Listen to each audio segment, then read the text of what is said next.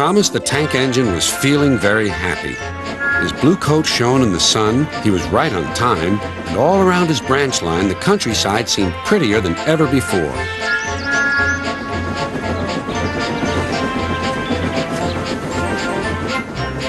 Beep, beep. Good morning, Percy, he whistled. My branch is the pride of the line, wouldn't you agree? Yes, Thomas, of course, but... But what, Percy? Out with it. Well, there is another engine with a famous branch line, too. Who? Where? His name's Stepney. He's far away, but Sir Topham Hatt says he may visit us. When? Oh, someday. And Percy hurried away. Meanwhile, Stepney was puffing steadily along his line. It isn't very long, and that made him feel a little sad. Later, he saw Rusty, the little diesel that helped save Stepney from scrap. Everyone's been so kind. But my railway is so short, and I do miss a good long run. I think you should tell Driver, too, replied Rusty. I'm sure he'll understand. Stepney soon discovered that indeed he did. Do you know, Stepney, I feel just the same way. That evening he had exciting news. Guess what, Stepney? Sir Topham Hatt has invited us to visit the other engines on his railway. Manager agreed. It'll be a really long run to get there. Oh, thank you, sighed Stepney. They set off next morning.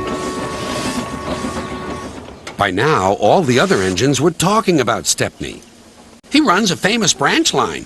Did you know that? Said Percy. Thomas was feeling a little jealous. Huh. It may be famous, but my branch is the first on the line. Everyone knows that, too. And he huffed away to fetch his coaches. Look, squeaked Percy. Why have they all come? There's no train yet. But Percy was wrong. The signal dropped, and from far away an engine whistled. Here he comes, yelled Douglas. Stepney puffed proudly through the junction.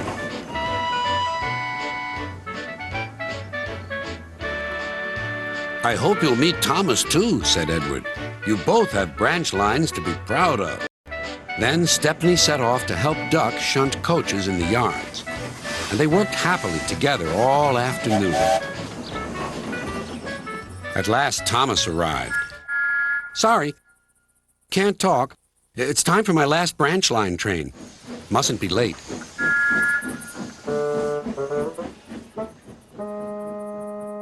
He was hardly out of sight when the engines heard shouting at the station. Moments later came the alarm. Stop all trains! The signalman answered the telephone. A special, is it? I see. Thomas was impatient. Why are we waiting? My passengers are being delayed. Sorry, Thomas, said his driver. We're being shunted to allow another train to pass. Soon they heard an unfamiliar puffing sound. There was Stepney with his headlamp swaying and whistle blowing. He gathered speed and disappeared. Well, bust my boiler, said Thomas the tank engine. Next morning he was still fuming. Shunted, and on my own branch, too. It's a disgrace. I'm sorry, said Stepney. I was a special. Why? An important passenger arrived just as you left. He ordered a special train, and Duck let me take it. We had a splendid run, but, finished Thomas, it can make an engine nervous not to know the line. Exactly, said Stepney. You're such an expert.